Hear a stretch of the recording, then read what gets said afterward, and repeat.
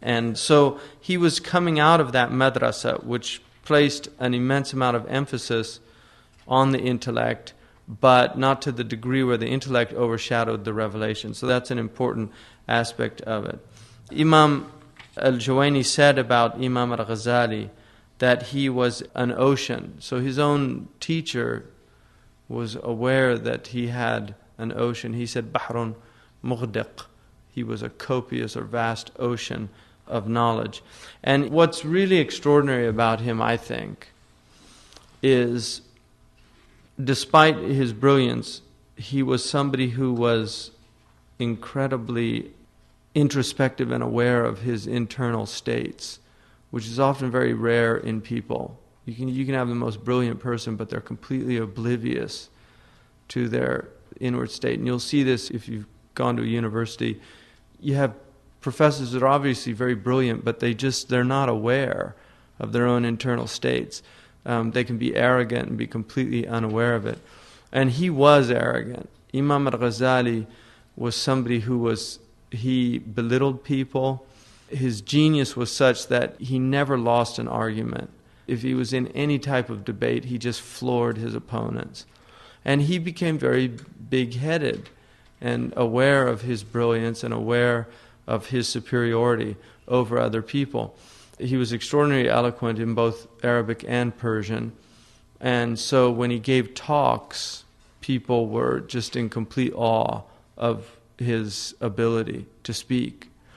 And what happened was, in his 30s, at a very young age, he was only about 34, he became the head professor at the most prestigious university in all of Islam, which was the Nizamiya in Baghdad.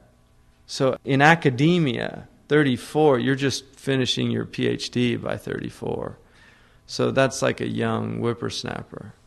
And he's being put in charge of, and at his lessons, hundreds of ulama attended. The students didn't even get into the lectures because it was all ulama.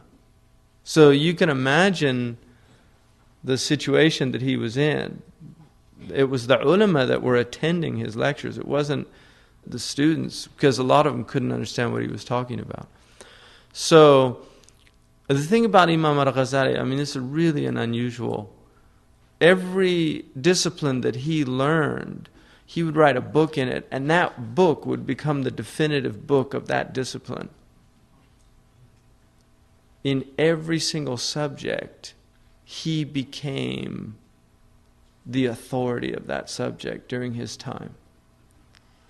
And just to give you an example, he wrote a book called Maqasid al-Falasifa, meaning the intention, the aims or ends of the philosophers. He learned philosophy in 2 years, he said, in his autobiography, in his spare time. When he says he learned philosophy, that meant he learned what philosophy was at that time. In other words, he knew the subject of philosophy, because at that time philosophy was limited. Now you have a lot of different philosophies. At that time you only had certain philosophies, and you could actually learn all of the philosophies.